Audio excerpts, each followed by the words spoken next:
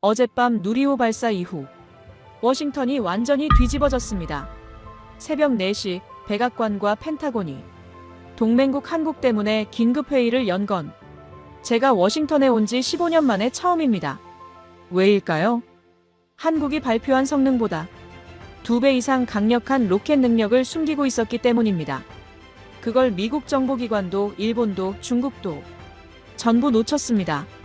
한국이 지금 뭘 만들고 있는 거냐? 그리고 저는 일주일 뒤 그 질문의 진짜 의미를 알게 됩니다. 시작 전 1초 만에 누를 수 있는 구독, 좋아요 부탁드립니다. 그럼 이야기를 시작하겠습니다.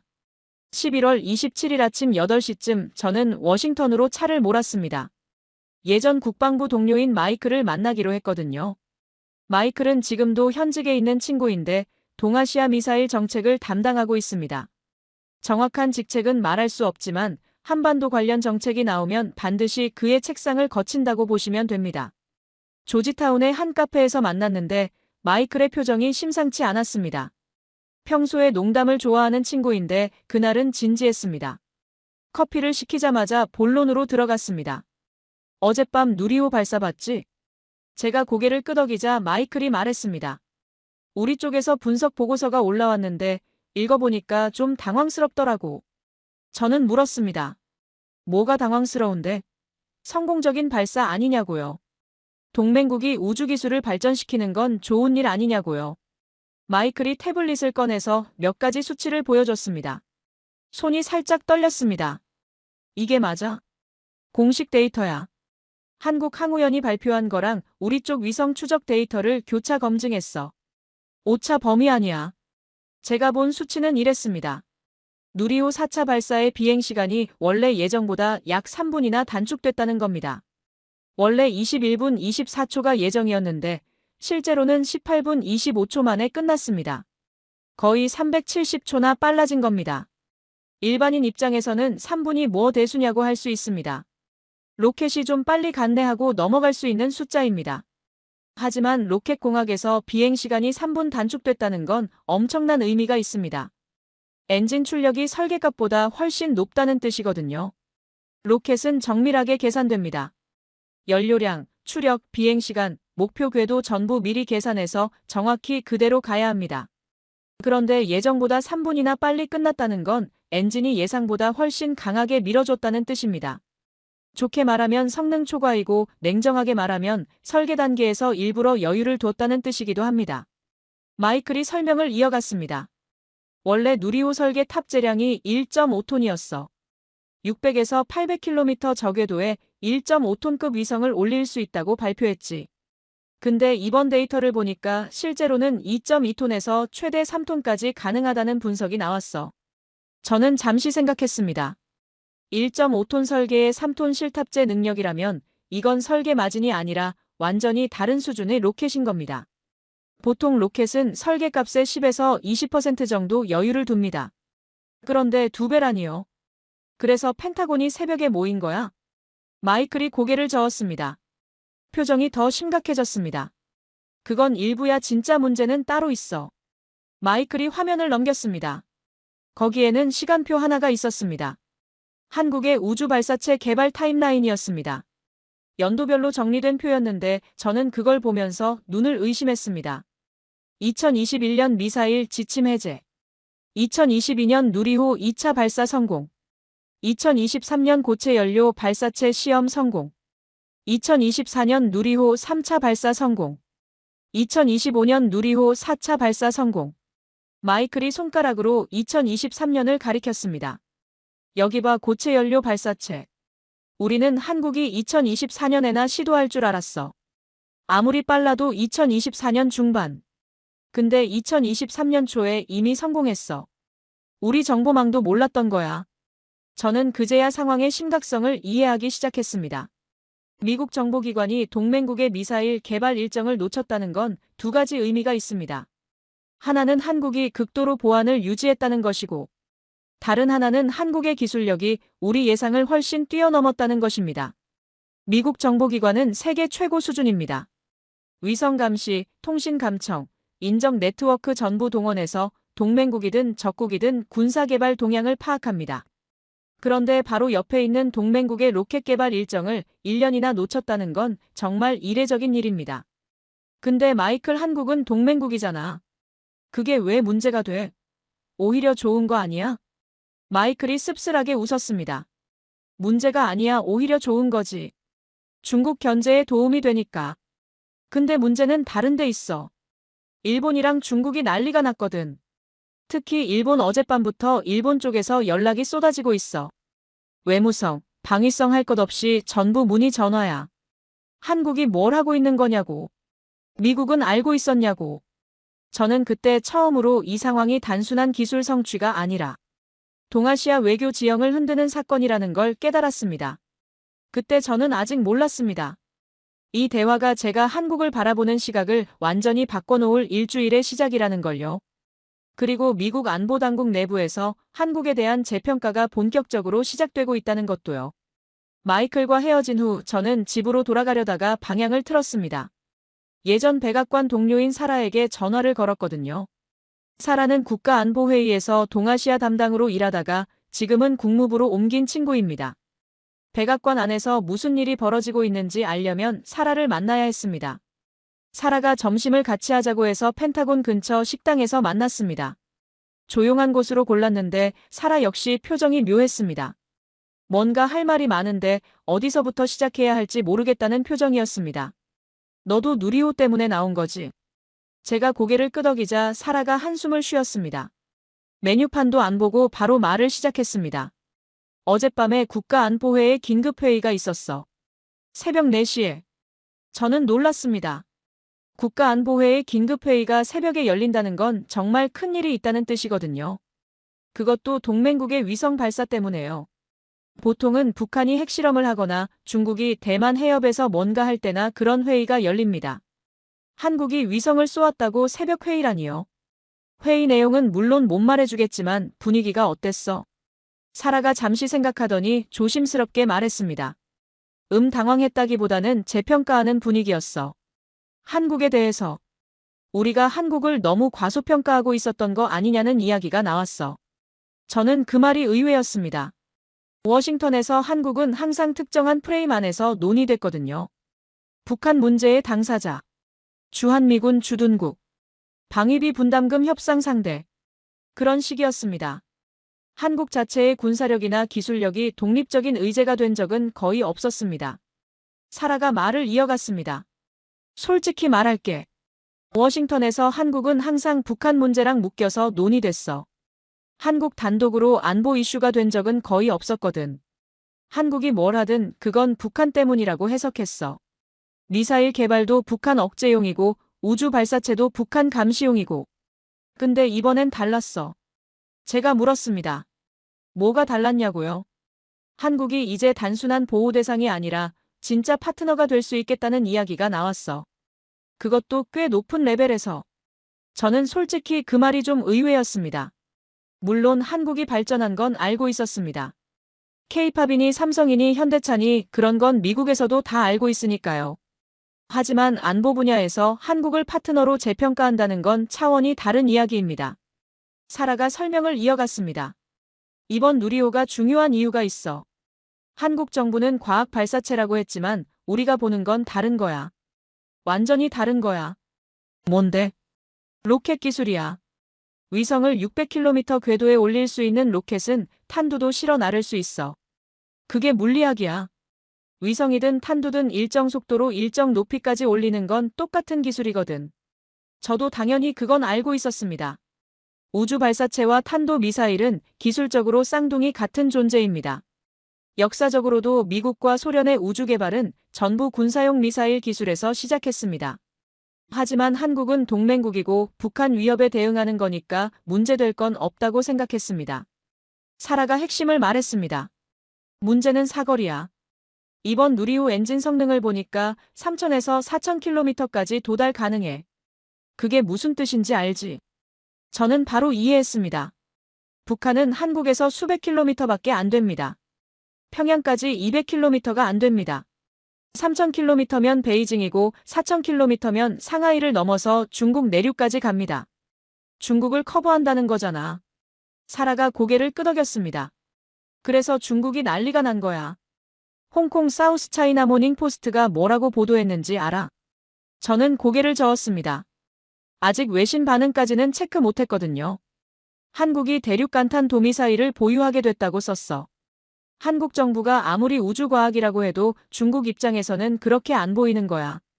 솔직히 저는 그 순간 좀 충격을 받았습니다. 한국 정부는 우주과학 발사체라고 했는데 외신에서는 대륙 간탄도 미사일이라고 보도하고 있으니까요. 물론 로켓과 미사일의 기술은 본질적으로 같습니다. 위성을 싣느냐 탄두를 싣느냐의 차이일 뿐이죠. 하지만 한국이 이 수준까지 왔다는 게 워싱턴에서는 새로운 발견이었던 겁니다. 근데 더 놀라운 건 고체 연료 발사체야.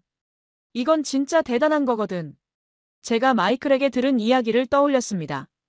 한국이 2023년에 고체 연료 발사체를 성공시켰고 미국도 몰랐다는 그 이야기요. 그거 마이클한테 들었어. 우리 정보망이 놓쳤다고 1년이나. 사라가 고개를 끄덕였습니다. 맞아, 그게 포인트야. 한국이 우리한테 안 알리고 조용히 개발을 진행했어.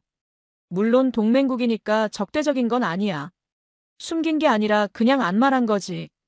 근데 그만큼 독자적인 기술력이 있다는 뜻이지. 사라가 잠시 멈추더니 덧붙였습니다. 솔직히 말할게. 우리는 한국이 이 정도 속도로 발전할 줄 몰랐어.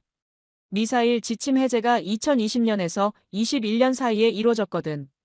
근데 불과 2년 만에 고체 연료 발사체를 성공시켰어. 전 세계에서 7개국만 성공한 기술을. 우리 예상보다 최소 3년은 빨랐어. 저는 커피를 한 모금 마시며 생각했습니다. 15년간 한국을 봐왔는데 이런 시각으로 본 적은 처음이었습니다. 한국은 항상 도움이 필요한 나라였습니다. 북한 위협 때문에 미군이 주둔해야 하고 확장 억제를 제공해야 하고 그런 나라였습니다. 그런데 지금 사라가 하는 이야기는 완전히 다른 한국이었습니다. 사라가 한 가지를 더 덧붙였습니다. 그리고 이번 발사에서 주목할 게 또 있어. 한화 에어로스페이스가 주도했다는 거야. 정부가 아니라 민간 기업이. 이게 무슨 의미인지 알아? 저는 잠시 생각했습니다. 미국에서 스페이스X가 민간 우주 시대를 열었듯이 한국도 그 길로 가고 있다는 뜻이었습니다. 민간이 주도한다는 건 속도가 빨라진다는 뜻이야. 정부 주도면 예산 승인받고 국회 통과하고 이런 절차가 있잖아. 근데 민간은 달라. 돈 되면 바로 투자하고 바로 개발해. 한국이 그 단계에 진입한 거야. 저는 고개를 끄덕였습니다. 이건 단순한 기술 성취가 아니었습니다. 한국 우주산업의 구조 자체가 바뀌고 있다는 신호였습니다. 사라가 마지막으로 한마디를 덧붙였습니다. 약간 웃음기가 섞인 표정이었습니다. 제일 웃긴 건 일본 반응이야. 일본이 뭐라고 하는데? 침통하대. 자기네 H3 로켓은 연달아 실패하고 원인도 못 찾고 있는데. 한국은 13개 위성을 한 번에 성공시켰으니까. 일본 우주항공 쪽에서 난리가 났다더라. 저는 그 말을 듣고 묘한 기분이 들었습니다. 동아시아의 판도가 바뀌고 있다는 느낌이었습니다. 그리고 미국이 그 변화를 어떻게 받아들이고 있는지가 점점 궁금해졌습니다. 그리고 이건 비공식적인 이야기인데 트럼프 행정부 분위기가 좀 묘해. 일본한테는 좀 차갑고 한국한테는 호의적이야. 다카이치 총리를 문제아로 보는 시각이 있거든. 저는 그 말에 귀가 솔깃해졌습니다. 트럼프 대통령과 일본의 관계는 복잡했습니다. 표면적으로는 동맹이지만 속내는 달랐으니까요. 사라가 자리에서 일어나며 말했습니다. 앞으로 며칠간 워싱턴이 바빠질 거야. 한국 관련해서 재평가 작업이 시작될 테니까. 너도 관심 있으면 연락해. 비공식적으로 이야기할 건 많아. 그날 저녁 저는 집에 돌아와서 한국 우주개발 역사를 처음부터 다시 찾아보기 시작했습니다. 나로호 시절부터 누리호까지. 그리고 제가 얼마나 많은 걸 놓치고 있었는지 깨닫게 됐습니다. 한국은 조용히 그리고 꾸준히 기술을 쌓아왔습니다. 미국이 북한만 바라보는 동안 한국은 우주를 향해 가고 있었던 겁니다. 그리고 이제 그 결과가 눈앞에 나타난 겁니다. 다음 날 저는 펜타곤 근처 카페에서 제임스를 만났습니다. 제임스는 공군 출신으로 지금은 민간 항공 우주 컨설팅 회사에서 일하고 있습니다. 로켓 기술에 관해서는 워싱턴에서 손꼽히는 전문가입니다. 나사에서도 자문을 구할 정도니까요. 제가 기술적인 부분을 제대로 이해하려면 제임스의 도움이 필요했습니다. 제임스는 이미 테이블에 앉아서 노트북을 펼쳐놓고 있었습니다. 화면에는 복잡한 그래프와 숫자들이 가득했습니다. 제가 도착하자마자 인사도 생략하고 본론으로 들어갔습니다. 제임스는 원래 그런 사람입니다. 쓸데없는 말을 싫어하고 핵심만 파고드는 스타일이에요. 누리호 데이터 봤어? 제가 고개를 끄덕이자 제임스가 화면을 돌려서 보여줬습니다. 내가 어제 밤새 분석해봤어. 잠을 못 잤어. 너무 흥미로워서. 결론부터 말하면 한국이 발표한 스펙이랑 실제 성능이 많이 달라. 저는 마이클한테 들은 이야기를 떠올렸습니다. 탑재량 말하는 거야? 그것도 있고 엔진 성능 자체가 달라. 제임스가 그래프 하나를 가리켰습니다. 시간에 따른 속도 변화를 보여주는 그래프였습니다. 비행 시간이 21분 24초 예정이었는데 18분 25초에 끝났어. 약 3분 단축이야. 정확히는 179초. 이게 무슨 뜻인지 알아? 엔진이 예상보다 강하게 밀었다는 거지. 맞아. 근데 그게 전부가 아니야. 로켓공학에서 비행시간 단축은 단순히 빨리 간다는 뜻이 아니거든. 연료 효율이 좋다는 뜻이기도 해. 같은 연료로 더 빨리 목표 궤도에 도달했다는 건 엔진 효율이 설계값보다 높다는 거야. 비추력이라고 하는 건데 쉽게 말하면 연비가 좋다는 거지. 제임스가 다른 화면을 열었습니다. 누리호의 엔진 구조가 상세하게 나와 있었습니다. 한국이 누리호 엔진을 직접 개발했어. 75톤급 액체 엔진이야. 케로신과 액체산소를 연료로 쓰는 방식이지. 이게 중요한 포인트야. 러시아나 우크라이나 기술 도입 없이 순수 국산으로 만들었거든. 제임스가 잠시 멈추더니 말을 이었습니다. 처음에 우리는 한국이 이걸 해낼 수 있을지 회의적이었어. 솔직히 말하면 불가능하다고 생각한 사람도 많았어. 로켓 엔진은 항공 우주 기술 중에서도 가장 어려운 분야거든. 온도가 수천 도까지 올라가고 압력도 엄청나. 그걸 제어하면서 안정적으로 추력을 내는 게 보통 일이 아니야. 근데 해냈잖아. 그것도 예상보다 훨씬 좋은 성능으로. 이번 4차 발사 데이터를 보면 엔진 출력이 설계값의 약 110% 수준이야. 보통 로켓 엔진은 설계값에 딱 맞추려고 하거든. 안전 마진을 위해서 오히려 조금 낮게 잡아. 왜냐하면 엔진이 과출력을 내면 구조물에 무리가 갈 수 있거든. 근데 한국 엔진은 오히려 설계값을 초과하면서도 안정적으로 작동했어. 제임스가 의미심장한 표정을 지었습니다. 이게 두 가지 해석이 가능해. 하나는 한국 엔지니어들이 보수적으로 스펙을 발표했다는 거야. 일부러 낮게 말한 거지. 실제로는 더 좋은 성능이 나오는 걸 알면서도 조심스럽게 발표한 거야. 다른 하나는 예상보다 좋은 결과가 나왔는데 굳이 알릴 필요가 없었던 거야. 저는 두 번째 가능성에 더 끌렸습니다. 일부러 숨긴 거라고 생각해? 숨겼다기보다는 굳이 알릴 필요가 없었던 거지. 한국 입장에서 생각해봐. 미사일 지침 해제된 지 얼마 안 됐어. 주변국 눈치도 봐야 하고. 중국이 어떻게 나올지 일본이 어떻게 반응할지 다 신경 써야 해. 그런 상황에서 우리 로켓 성능이 예상보다 좋습니다 하고 대대적으로 발표하면 어떻게 되겠어. 저는 고개를 끄덕였습니다. 전략적 모호성이라는 개념이 떠올랐습니다. 자신의 능력을 정확히 드러내지 않으면서 상대방이 과소평가하게 만드는 전략이요. 제임스가 핵심을 짚었습니다. 탑재량 이야기를 해야 해. 이게 진짜 중요해. 원래 누리호 설계 탑재량이 1.5톤이었어. 600에서 800km 저궤도 기준으로. 이게 공식 발표야. 근데 이번 데이터를 종합하면 실제로는 2.2톤에서 3톤까지 가능해. 2배라는 거잖아. 이번에 13개 위성을 한 번에 올린 게 그 증거야. 탑재량이 늘어나면 할 수 있는 게 많아지거든. 더 무거운 위성을 올릴 수도 있고 여러 개의 위성을 한 번에 올릴 수도 있어. 군사위성도 더 크고 성능 좋은 걸 올릴 수 있고. 제임스가 강조하듯 말했습니다. 중요한 건 성장 속도야. 한국이 독자 발사체를 처음 성공시킨 게 2022년이야. 불과 3년 만에 여기까지 온 거야. 탑재량이 2배 늘었고 발사 성공률은 100%야. 4번 쏴서 4번 성공. 이 속도면 2030년쯤에는 대형 발사체도 가능해. 제임스가 결정적인 이야기를 꺼냈습니다. 목소리를 낮추고 주변을 살폈습니다. 고체 연료 발사체 이야기를 해야 해. 이게 진짜 핵심이야. 누리호보다 더 중요할 수도 있어. 2023년에 성공했다면서. 맞아, 우리도 몰랐어. 한국이 조용히 개발해서 조용히 성공시켰어. 우리 정보망에 안 잡혔어. 고체 연료 발사체는 군사적 가치가 훨씬 높거든. 왜? 액체 연료 로켓은 발사 준비에 시간이 오래 걸려. 연료 주입하고 점검하고 이런 과정이 필요하거든. 누리호 같은 경우 발사 준비에 며칠이 걸려. 연료가 극저온이라서 미리 넣어두면 증발하거든. 근데 고체 연료는 달라. 미리 연료가 채워져 있어서 명령만 내리면 바로 발사할 수 있어. 몇 분 안에 발사 가능해. 신속 대응이 가능하다는 거네. 그래, 그리고 대량 생산이 쉬워. 구조가 단순하니까 가격도 저렴하고. 이동식 발사대에서도 쏠 수 있어. 군사적으로 보면 이건 게임 체인저야. 제임스가 목소리를 더 낮췄습니다. 솔직히 말할게. 한국이 고체 연료 발사체를 성공시켰다는 건 사실상 대륙 간탄도 미사일 기술을 확보했다는 뜻이야. 탄두만 바꾸면 되거든. 위성 대신 탄두를 실으면 그게 미사일이야. 물리학적으로는 똑같은 거거든. 미국 국방부가 새벽에 모인 이유가 이거야. 저는 그제야 전체 그림이 보이기 시작했습니다.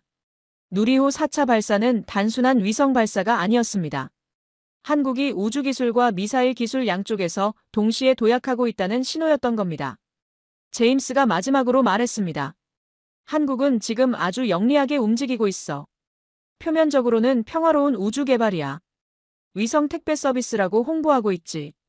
하지만 실제로는 전략적 역량을 키우고 있는 거야. 그리고 미국은 그걸 막지 않아. 오히려 지지하고 있지. 중국 견제에 도움이 되니까. 집으로 돌아오는 길에 저는 계속 생각했습니다. 한국이라는 나라가 새롭게 보이기 시작했습니다. 조용하지만 치밀하게 움직이는 나라. 겉으로는 드러내지 않지만 속으로는 착착 준비하는 나라.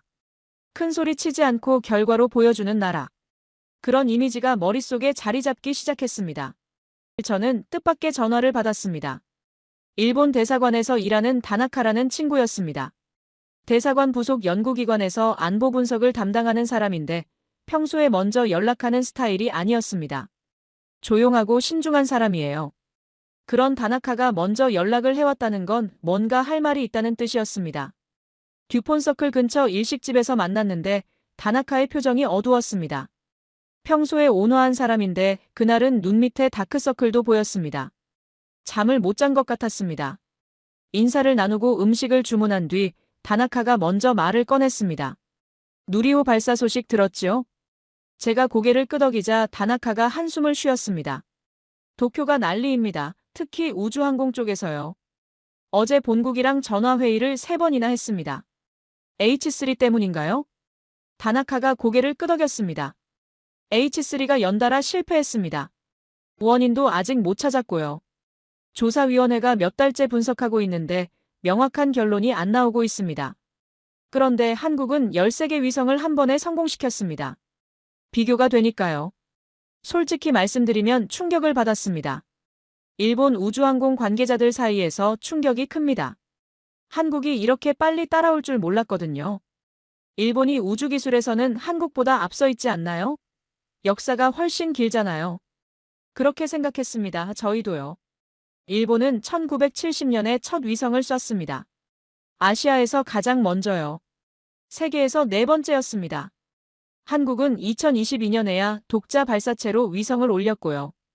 50년 차이입니다. 그런데 지금 상황을 보면 그 격차가 빠르게 줄어들고 있습니다. 어쩌면 이미 역전됐을 수도 있고요. 저는 놀랐습니다. 역전이라니요. 50년 차이가 3년 만에 역전됐다고요? 도쿄에서는 한국이 사실상 대륙 간탄도미사일 능력을 확보했다고 평가하고 있습니다. 공식적으로는 그렇게 말 못하지만 내부 분석은 그렇습니다. 방위성에서 보고서가 올라왔어요. 한국이 고체 연료 발사체를 성공시켰다는 거 알고 계시죠? 제가 고개를 끄덕이자 다나카가 말했습니다. 일본 일부 채널에서는 침통한 분위기가 이어지고 있습니다. 지금 위성이냐 미사일이냐 문제가 아니라면서요. 한국은 이미 고체 연료 발사체로 사실상 대륙 간탄도미사일을 확보한 단계에 이르렀다는 평가가 나오고 있습니다. 다나카가 다른 이야기를 꺼냈습니다. 일본도 미사일 역량을 강화하려고 하고 있습니다. 다카이치 총리가 군사대국화를 추진하고 있고요. 적기지 공격 능력도 갖추려고 하고요. 그런데 현실은 녹록지 않습니다. 어떤 점에서요? 예산 문제가 있습니다. 일본 정부 재정이 좋지 않습니다. 국가 부채가 GDP의 260%를 넘어요. 세계에서 가장 높은 수준입니다. 국채 발행이 한계에 다다랐고 금리도 오르고 있습니다. 일본은행이 금리 인상을 시사하고 있거든요. 군사비를 늘리려면 세금을 올려야 하는데 그건 정치적으로 어렵습니다. 다나카가 핵심을 짚었습니다. 그리고 기술 문제가 있습니다. 일본이 도입하려는 토마호크 미사일은 40년 된 무기입니다. 1980년대에 개발된 거예요. 물론 성능이 검증됐고 지금까지도 현역으로 쓰이고 있지만 최신형은 아니에요. 일부에서는 미국이 재고 떨이를 하고 있다는 비판도 있습니다. 미국 입장에서는 오래된 미사일을 비싼 값에 팔 수 있으니까요. 다나카가 저를 똑바로 쳐다봤습니다. 그런데 한국을 보세요.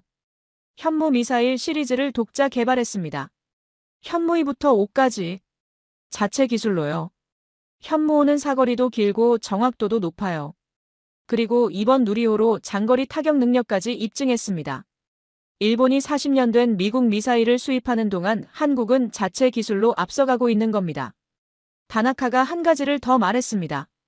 방산 수출도 그렇습니다.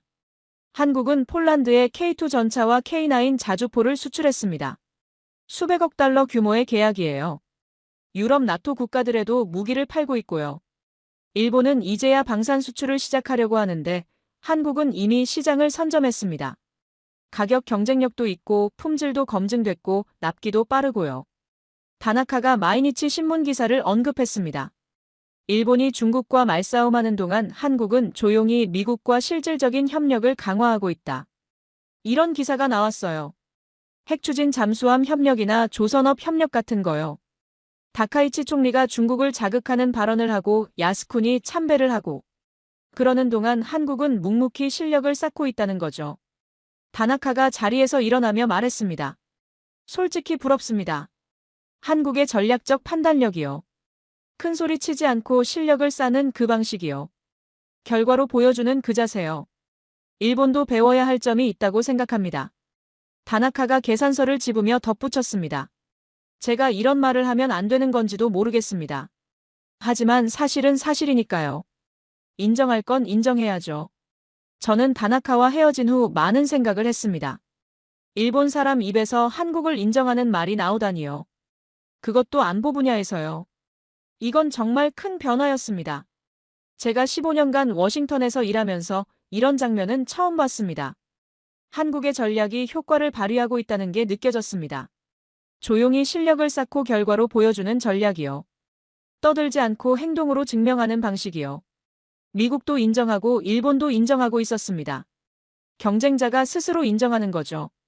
집으로 돌아오는 길에 저는 트럼프 행정부의 동아시아 정책이 궁금해졌습니다. 한국과 일본을 어떻게 다르게 대하고 있는지요. 그리고 그 차이가 앞으로 어떤 결과를 만들어낼지요. 일요일이었지만 저는 쉴 수가 없었습니다. 리처드에게서 연락이 왔거든요. 리처드는 제가 국방부에서 일할 때 같이 일했던 선배입니다. 지금은 은퇴했지만 여전히 워싱턴 안보 커뮤니티에서 영향력이 있는 사람이에요. 전직 차관보 출신이고 지금도 백악관과 연결고리가 있습니다. 트럼프 행정부 인사들과 친분이 있어요. 버지니아에 있는 컨트리 클럽이었는데 날씨가 좀 쌀쌀했지만 가기로 했습니다. 리처드는 중요한 이야기가 있을 때 골프장에서 만나자고 합니다. 다른 데보다 편하게 이야기할 수 있으니까요. 드라이빙 레인지에서 몸을 풀면서 리처드가 먼저 말을 꺼냈습니다. 요즘 한국 때문에 바쁜 모양이지? 저는 웃으며 대답했습니다. 네, 여기저기 물어보고 다니고 있습니다. 내가 좀 재밌는 이야기를 해줄까? 귀가 솔깃해졌습니다. 리처드가 재밌는 이야기라고 하면 보통 내부 정보입니다. 지금 백악관에서 동아시아 정책을 재검토하고 있어. 특히 한국과 일본에 대한 접근법을. 트럼프 대통령이 취임하고 나서 동아시아 팀이 보고서를 올렸거든. 한국과 일본의 전략적 가치를 재평가한 보고서야. 결론부터 말하면 한국의 가치가 올라갔어. 상대적으로 일본의 가치는 좀 내려갔고. 저는 놀랐습니다. 일본은 미국의 가장 중요한 동맹국 중 하나인데요. 리처드가 설명했습니다. 몇 가지 이유가 있어. 첫째는 방산이야. 한국 방산 산업이 폭발적으로 성장하고 있어. 폴란드 계약 알지? K2 전차 K9 자주포 FA50 경공격기까지 수백억 달러 규모야. 유럽 시장을 휩쓸고 있어. 그게 미국한테 왜 좋은 건데요? 경쟁 아닌가요? 아니야, 오히려 좋아. 미국 방산 업체들은 지금 생산 능력이 한계야.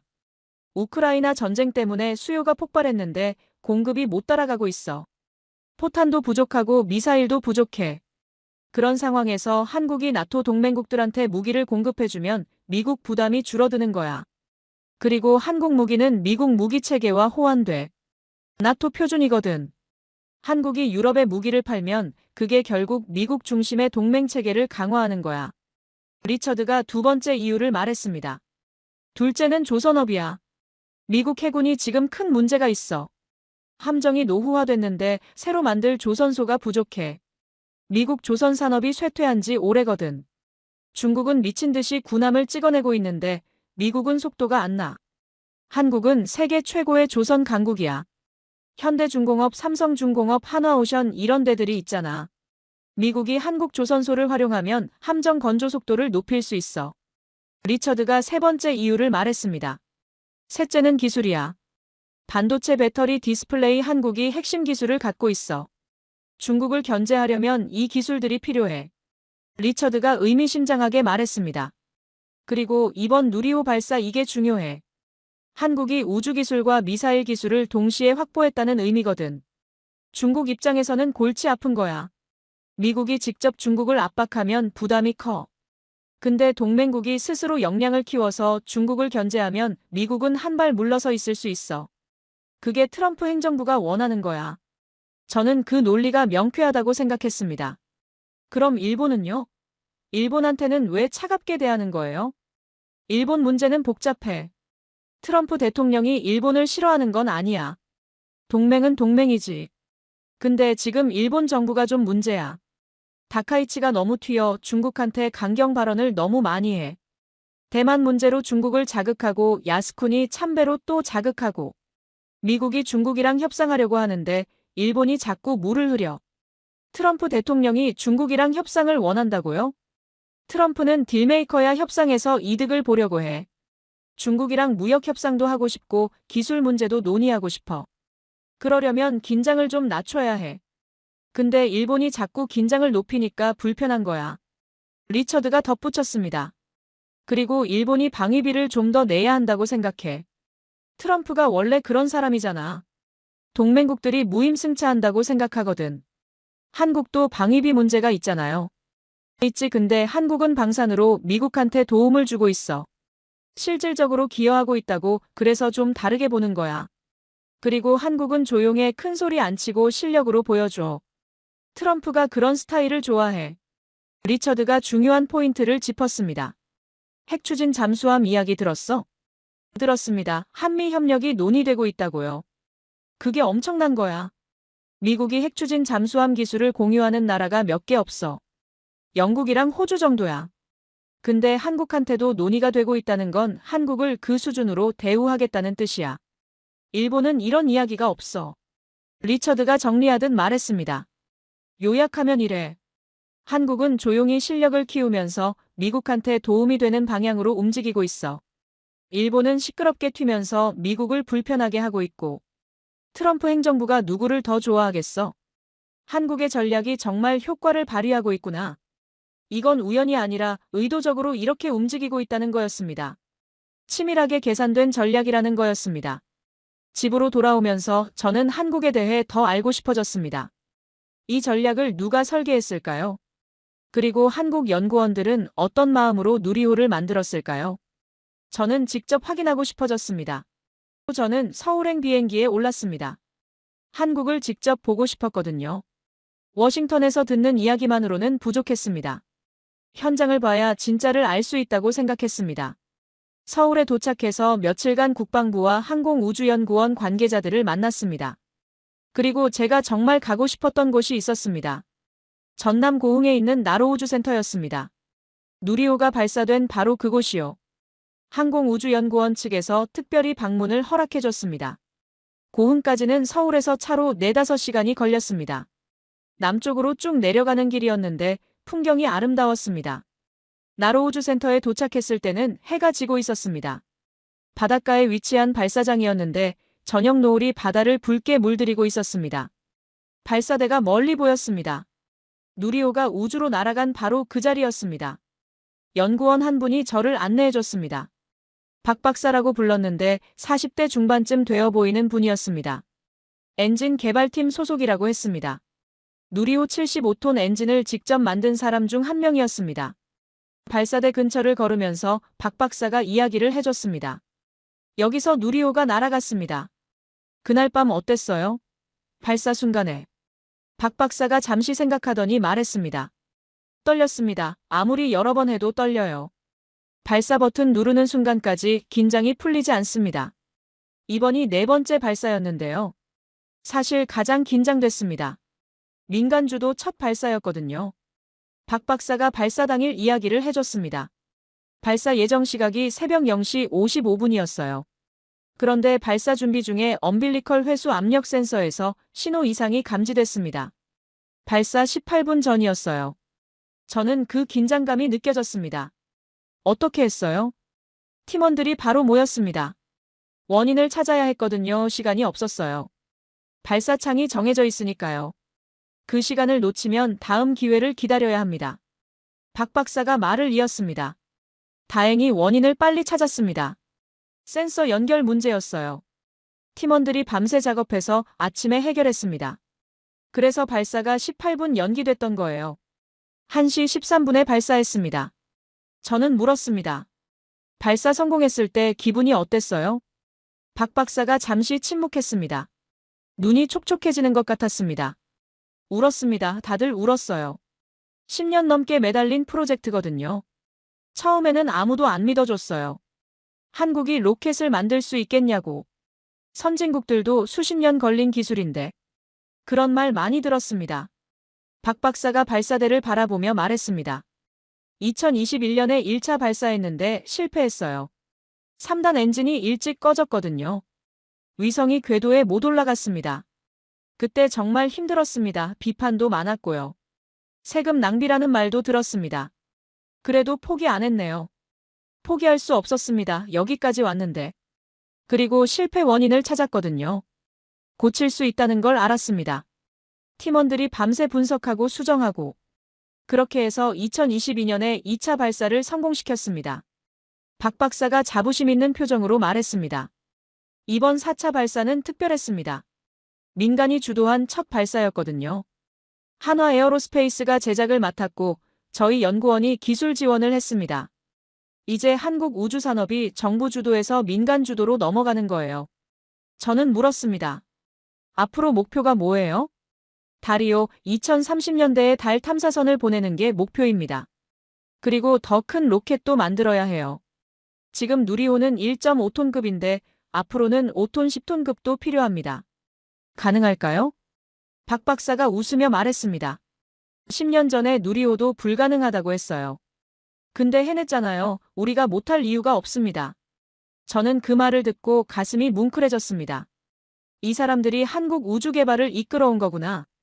밤새 일하고 실패해도 다시 일어나고 묵묵히 자기 일을 하는 사람들. 박 박사가 마지막으로 말했습니다. 미국에서 오셨다고 했죠? 미국은 우주 강국이잖아요. 저희가 배울 게 많습니다. 근데 저희도 열심히 하고 있어요. 언젠가 어깨를 나란히 할 수 있을 거라고 생각합니다. 저는 그날 밤 고흥의 작은 호텔에서 잠을 잤습니다. 창문으로 바다가 보였습니다. 누리호가 날아간 그 바다요. 저는 생각했습니다. 한국이라는 나라가 이렇게 만들어지는 거구나. 이런 사람들이 묵묵히 일해서 만들어지는 거구나. 워싱턴에서는 숫자와 데이터로 한국을 분석했습니다. 탑재량이 얼마고 사거리가 얼마고 그런 식으로요. 하지만 그 숫자 뒤에는 사람이 있었습니다. 밤새 일하는 연구원들. 실패해도 포기하지 않는 엔지니어들. 그 사람들이 한국을 만들고 있었습니다. 저는 한국에 대한 생각이 완전히 바뀌었습니다. 데이터로만 보던 나라가 아니었습니다. 살아 숨쉬는 사람들의 나라였습니다. 그리고 그 사람들은 정말 대단했습니다. 서울에서 워싱턴으로 돌아온 다음 날 저는 뜻밖의 연락을 받았습니다. 중국 대사관에서 일하는 왕이라는 사람이었습니다. 정확히 말하면 대사관 소속은 아니고 워싱턴에 있는 중국계 싱크탱크에서 일하는 연구원입니다.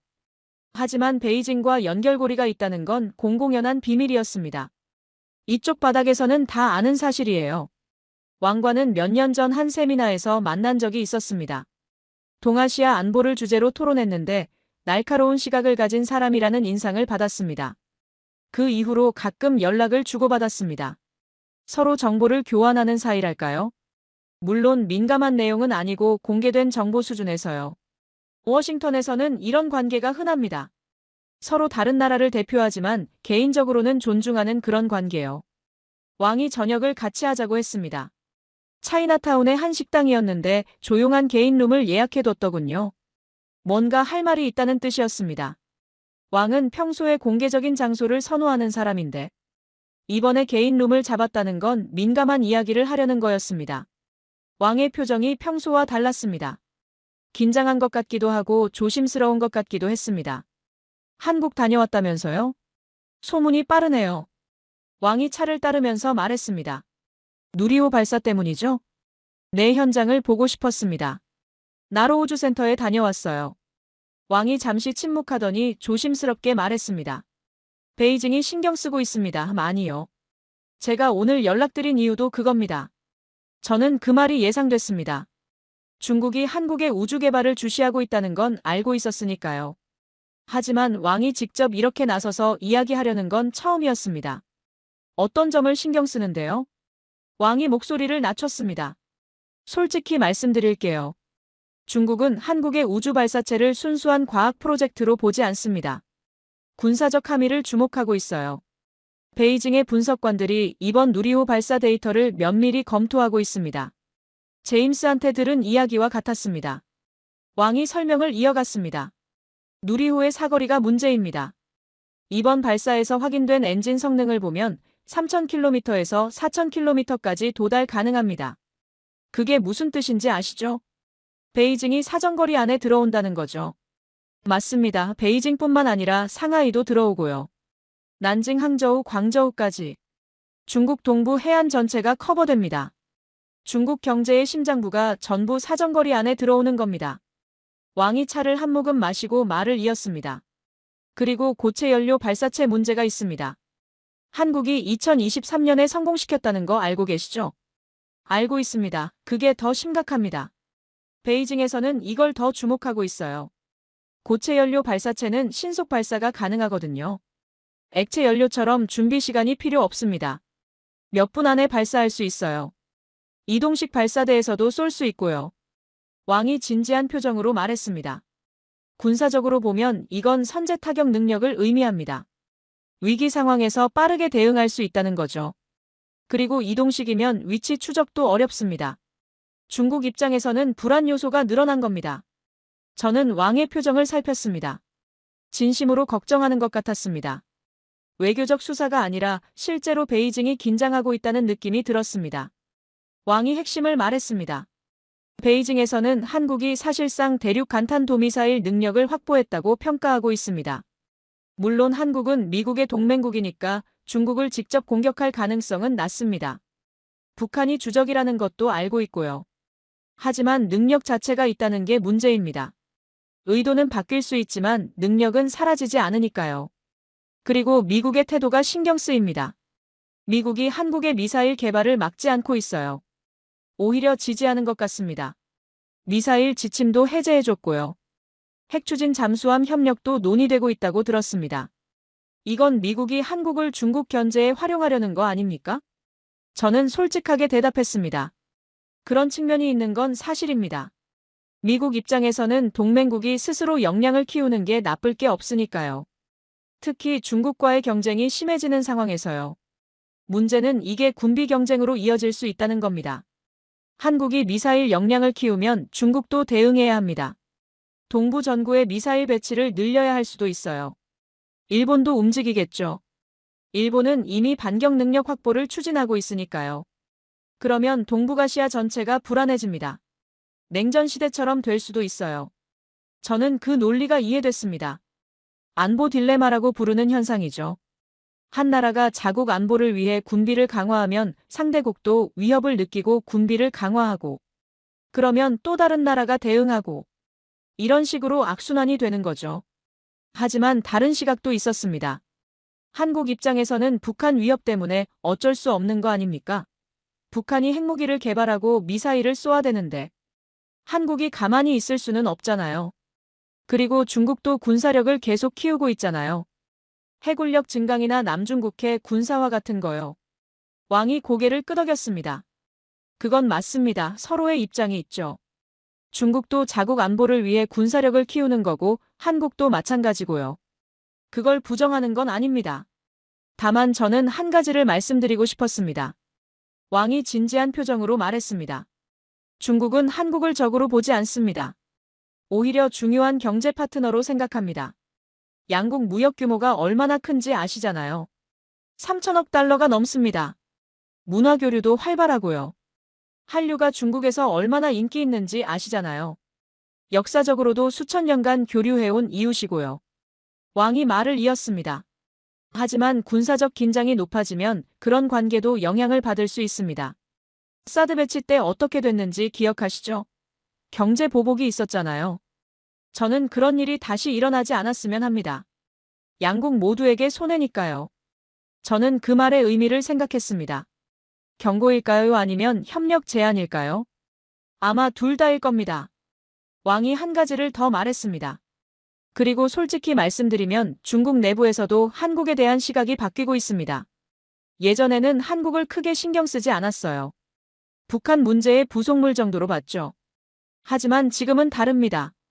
한국의 기술력, 경제력, 군사력을 무시할 수 없게 됐습니다. 반도체, 배터리, 조선, 방산. 전부 세계 최고 수준이잖아요. 왕이 인정하듯 말했습니다. 한국이 영리하게 움직이고 있다는 건 인정합니다. 조용히 실력을 쌓는 방식이요. 미국의 지지도 얻어내고요. 중국 입장에서는 좀 불편하지만 인정할 건 인정해야죠. 저는 그 말이 의미심장하다고 생각했습니다. 중국 사람 입에서 한국을 인정하는 말이 나오다니요. 일본의 다나카에 이어서 중국의 왕까지. 경쟁자들이 스스로 한국의 성장을 인정하고 있었습니다. 왕이 마지막으로 말했습니다. 한국이 앞으로 어디로 가느냐가 중요합니다. 미국 편에 완전히 서서 중국을 적대시할 건지 아니면 균형을 잡을 건지. 그건 한국이 결정할 문제입니다. 다만 중국은 주시하고 있습니다. 그리고 한국의 선택에 따라 대응할 겁니다. 저는 왕과 헤어진 후 많은 생각을 했습니다. 한국의 우주 개발이 단순한 기술 성취가 아니라는 걸 다시 한번 확인했습니다. 미국도 주목하고 일본도 주목하고 중국도 주목하고 있었습니다. 한국이 쏘아 올린 로켓 하나가 동북아시아 전체의 지정학적 판도를 흔들고 있었습니다. 그리고 한 가지 더 깨달은 게 있었습니다. 한국이 그만큼 중요한 나라가 됐다는 거였습니다. 예전에는 한국이 뭘 하든 큰 관심을 받지 못했습니다. 강대국들 사이에 끼인 작은 나라 정도로 취급됐죠. 하지만 지금은 다릅니다. 한국의 행보 하나하나가 주변국들의 전략 계산에 영향을 미치고 있었습니다.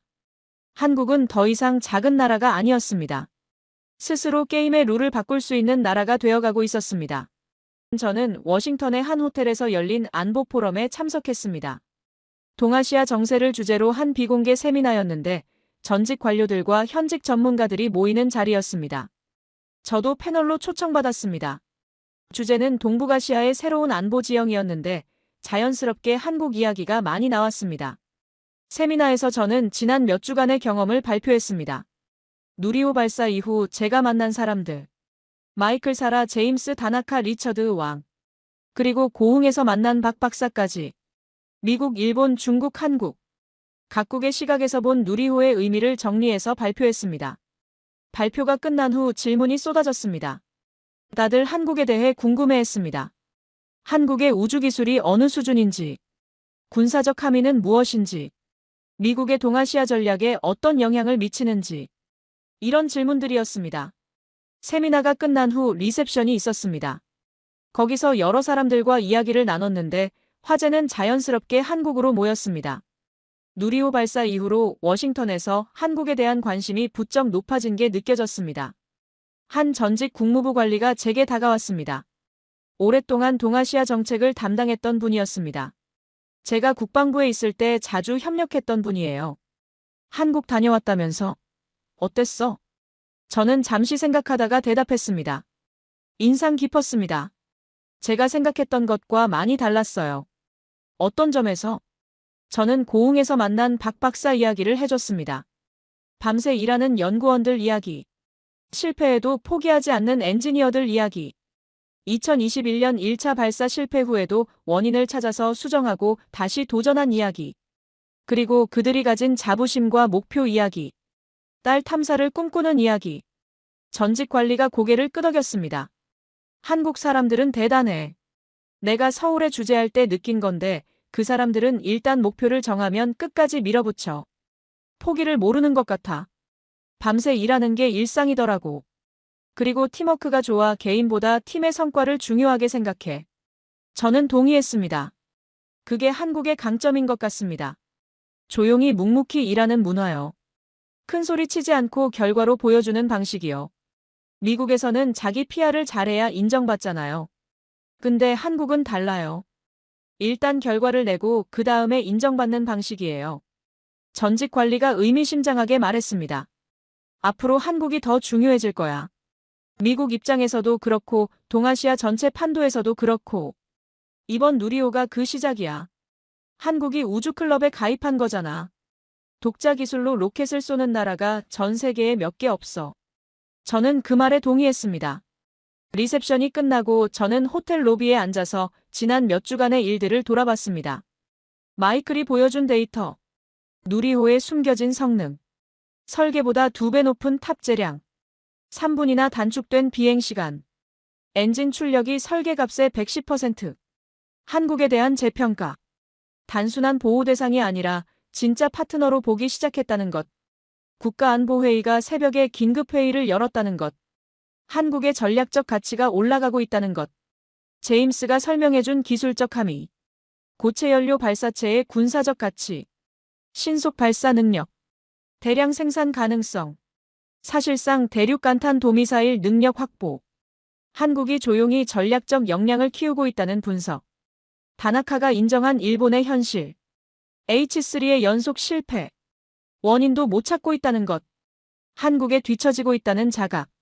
50년 먼저 시작했는데 이제 역전당할 수도 있다는 위기감. 경쟁자가 스스로 인정하는 한국의 성장. 리처드가 알려준 백악관의 계산. 한국의 전략적 가치 상승. 방산 조선 기술 분야에서의 기여. 미국 부담을 덜어주는 동맹국. 발사 18분 전에 발생한 센서 이상, 그걸 해결하고 발사를 성공시킨 팀워크. 실패해도 포기하지 않는 정신. 달을 향한 꿈. 한국이 우주 강국이 될 수 있다는 믿음. 중국도 한국을 주시하고 있다는 것. 3,000km 사거리가 의미하는 것. 베이징 상하이가 사정거리 안에 들어온다는 것. 한국의 행보가 동북아시아 판도에 영향을 미친다는 것. 중국도 한국을 무시할 수 없게 됐다는 것. 저는 깨달았습니다. 한국은 이미 변했습니다. 제가 15년 전에 처음 한반도 업무를 맡았을 때와는 완전히 다른 나라가 됐습니다. 그때 한국은 북한 문제에 묶여있는 나라였습니다. 미국의 보호가 필요한 나라였습니다. 스스로 결정할 수 있는 게 많지 않은 나라였습니다. 강대국들 사이에서 눈치를 봐야 하는 나라였습니다. 하지만 지금은 다릅니다. 한국은 스스로 우주로 가는 길을 열었습니다. 독자 기술로 로켓을 만들었습니다. 세계 시장에서 무기를 팔고 있습니다. 반도체와 배터리로 글로벌 공급망의 핵심이 됐습니다. 미국의 전략적 파트너로 인정받고 있습니다. 일본도 경계하고 중국도 무시할 수 없는 존재가 됐습니다. 이 모든 변화가 조용히 일어났습니다. 큰 소리 치지 않고, 떠들지 않고 묵묵히 일해서 결과로 보여주면서. 저는 창밖을 바라봤습니다. 워싱턴의 밤하늘이었습니다. 별이 몇 개 보였습니다. 한 달 전 한국의 고흥에서도 이 별들을 봤습니다. 누리호가 날아간 그 밤 하늘을요. 바다 위로 붉은 화염을 뿜으며 우주로 날아간 그 로켓을요. 그 로켓은 단순한 기계가 아니었습니다. 한국이라는 나라의 의지였습니다.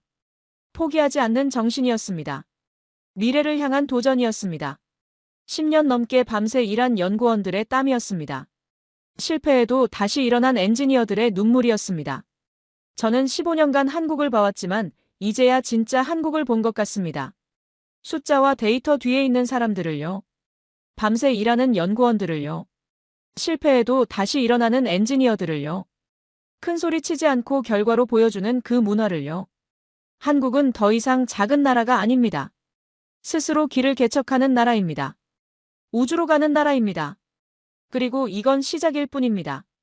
2025년 11월 27일 새벽에 고흥에서 날아오른 그 불꽃은 단순한 로켓의 화염이 아니었습니다. 새로운 시대의 시작을 알리는 신호탄이었습니다. 한국이 세계 무대의 주역으로 올라서는 그 시작이었습니다. 저는 앞으로 한국이 어디까지 갈지 지켜볼 것입니다.